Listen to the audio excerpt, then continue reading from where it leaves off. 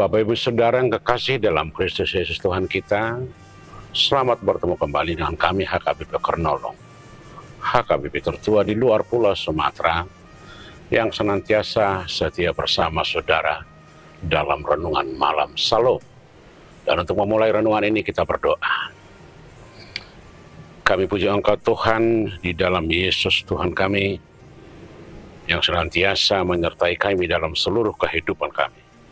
Dan malam ini kami ingin bersama-sama dengan Engkau melalui firman-Mu. Hadirlah bersama kami melalui Roh-Mu. Di dalam Yesus kami berdoa. Amin. Saudara-saudara yang kekasih dalam Kristus Yesus Tuhan kita, firman Tuhan yang bagi renungan untuk kita malam ini, sebagaimana ditetapkan HKBP, kita ambil dari 1 Korintus 9 ayat yang pertama hingga ayat ke-27, dan yang menjadi pembimbing ayat 24 hingga ayat 27, demikian firman Tuhan. Tidak tahukah kamu bahwa dalam gelanggang pertandingan semua peserta turut berlari, tetapi bahwa hanya satu orang saja yang mendapat hadiah? Karena itu larilah begitu rupa sehingga kamu memperolehnya. Tiap-tiap orang yang turut mengambil bagian dalam pertandingan menguasai dirinya dalam segala hal. Mereka berbuat demikian untuk memperoleh suatu mahkota yang fana, tetapi kita untuk memperoleh suatu mahkota yang abadi. Sebab itu aku tidak berlari tanpa tujuan, dan aku bukan petinju yang sembarangan saja memukul, tetapi aku melatih tubuhku dan menguasai seluruhnya, supaya sesudah memberitakan Injil kepada orang lain, jangan aku sendiri ditolak. Demikian firman Tuhan. Saudara-saudara yang kekasih, inilah pernyataan dari Rasul Paulus ketika dia seakan-akan difitnah bahwa dia tidak benar-benar seorang rasul karena dia tidak pernah hidup bersama-sama dengan Yesus. Sebagai persyaratan pada awalnya untuk menjadi rasul adalah orang-orang yang secara langsung menerima atau dipanggil oleh Yesus menjadi rasulnya.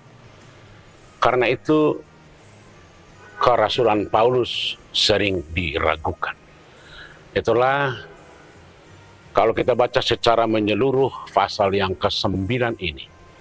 Di sini Paulus melakukan pembelaan tentang kesiapaannya. Bagaimana dia dipanggil oleh Yesus menjadi rasulnya melalui pertemuan ketika dia mau berangkat ke kota Damsyik untuk sebenarnya menghancurkan kekristenan, tetapi dia ditangkap untuk menjadi penjala manusia. Karena itu saudara-saudara, dia membela kerasulannya dengan mengatakan bahwa dia benar-benar dipanggil dan ditangkap oleh Yesus. Dan kemudian dia sudah mengalami berbagai persoalan dalam pelayanannya.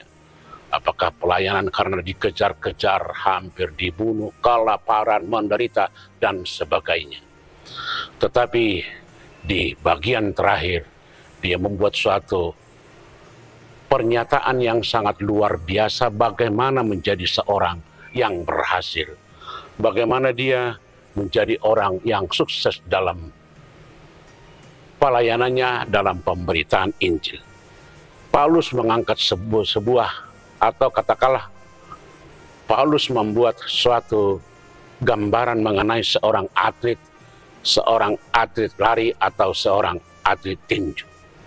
Paulus berkata bahwa semua atlet untuk lari adalah sama-sama berlari.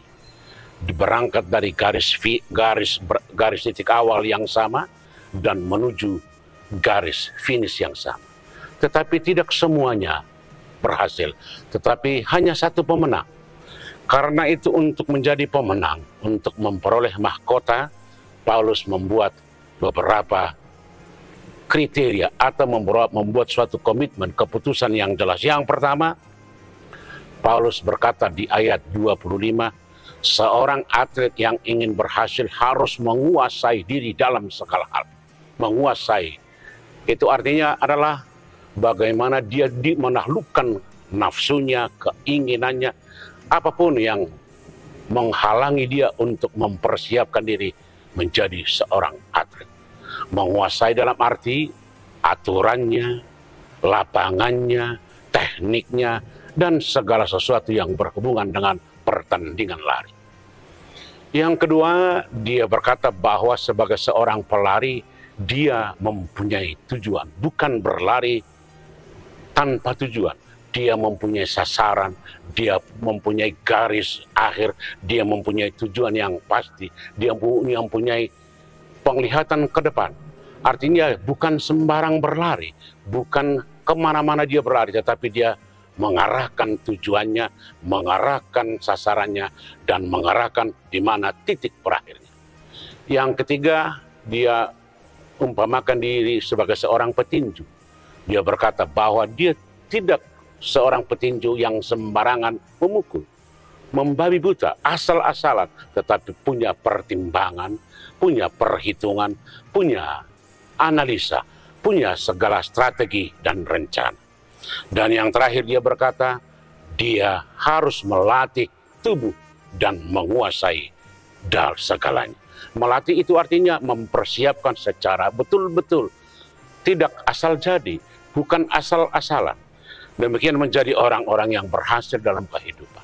Ini ajakan Paulus yang sangat luar biasa bagi semua orang di tengah-tengah berbagai tantangan sekarang ini.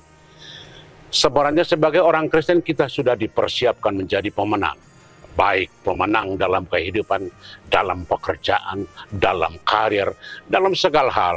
Tetapi bagaimana persiapan kita? Ajaran Paulus yang saat ini mengajarkan kita bahwa untuk menjadi pemenang, orang berhasil, orang yang sukses adalah harus mempunyai 4 kriteria. Yang pertama, dia menguasai segalanya. Kedua, tidak berlari tanpa tujuan, bekerja tanpa tujuan. Juga tidak melakukan atau memukul dengan tanpa pertimbangan perhitungan. Dan yang paling hebat adalah melatih, menundukkan, mempersiapkan. Ini menyangkut semua komitmen. Kalau seseorang ingin berhasil, dia harus membuat suatu sikap yang pasti. Apakah ukuran badannya, apakah kemampuannya, apakah persiapannya, apakah tujuan di mana dia akan berakhir. Menjadi orang Kristen harus menjadi orang yang betul-betul mampu menguasai diri, mengarahkan pandangan, mengarahkan seluruh energi, kekuatan untuk tujuan yang baik dan untuk tujuan tertentu, di mana Tuhan akan menolong dan akan memberkati setiap perbuatan orang-orang yang setia kepadanya. Jadilah orang-orang yang berjuang untuk kemenangan, meraih kemenangan mahkota yang Tuhan telah sediakan bagi setiap orang yang benar. Amin. Kita berdoa. Terpuji Engkau Bapa yang memberikan kami kemampuan untuk memahami firman. Engkau sudah mempersiapkan kami menjadi orang-orang yang hebat. Tetapi kuatkan kami untuk mampu menguasai diri, melatih tubuh, mengarahkan pandangan, menetapkan tujuan, dan membuat komitmen keputusan yang benar, agar kami dapat memperoleh mahkota kemenangan itu. Di dalam Yesus kami berdoa. Anugerah Tuhan kita Yesus Kristus, kasih setia Allah Bapa dan persekutuan dengan Roh Kudus kiranya menyertai saudara-saudara sekalian. Amin.